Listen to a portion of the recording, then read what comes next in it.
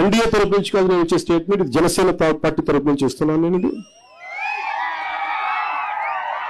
స్వామివారి అనుగ్రహంతో ఈ రోజున నేను ఇక్కడ సనాతన ధర్మాన్ని కాపాడటం కోసం సనాతన ధర్మ పరిరక్షణ విభాగాన్ని నేను మన ఐఎస్ జగన్నాథపురం లక్ష్మీ నరసింహస్వామి ఆశీస్సులతోటి ఇక్కడ నేను ఈ మాట ఇస్తున్నాను, ఇక్కడ ప్రకటిస్తున్నాను నేను.